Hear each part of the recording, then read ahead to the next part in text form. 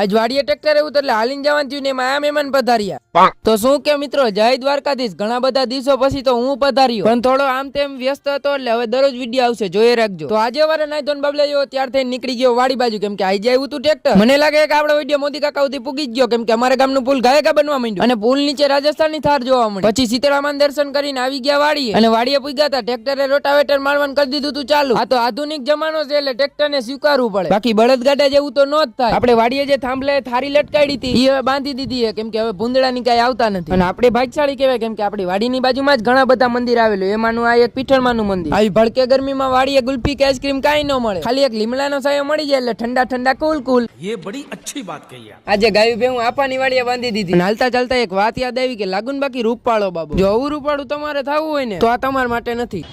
અને બે ઘડીની મજાક કરીને પૂગી ગયો ઘરે પૂગ્યો તો ભાણું પા કઈક જોતા હતા. પછી ખબર પડી કે આ તો ગાય હતી. ભાઈ વાડામાંથી મારા કાકા પાલો હારવા માંડ્યા, કેમ કે ભેહું નાખવો પડે ને એટલે. અમારે ગામડામાં રોંઢો પડે ને એટલે આ સીન જોયા જેવો હોય.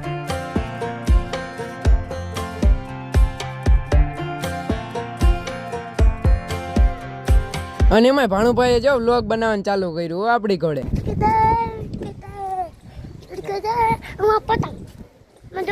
અને થોડીક જ વારમાં દડી કરી દીધી પતરા ઉપર ઘા. પછી ચૂમ જાદુ મંતર કરીને આવી ગઈ દડી, અને એટલી જ વારમાં ભાણુભા રખાઈ ગયા. થોડીક જ વારમાં લાઈટ વહી ગઈ. પછી આવી ગયા પડતા કાકા વાળે દૂધ દવાઈ ગયું હતું, ગામમાં વહી ગયું હતું, અને ભેહું બાંધી હતી હોય. અને ખાટલો ઢાળીને નયન ભાઈ પ્રતાપ કાકા બે ગયા. તો થોડીક વાર આપણે ત્યાં બેઠા ને થોડીક વાર વાતું ચીતું કરી અને મોજ કરી. ભાઈ પછી ગાડી કાઢી હું મારા મોટભાઈ નીકળી ગયા ગાડી લઈને, કેમ કે થોડું કામ હતું એટલે. અને હવે મળીએ બીજા વ્લોગમાં. ત્યાં સુધી જય દ્વારકાધીશ. નાઈ ધોઈને કેમ પણ બાબલે ત્યારે થઈ ગયો ને, તો જલ્દીથી ફોલો કરી દો મને, અને તમારા ભાઈને સપોર્ટ કરો ને યાર.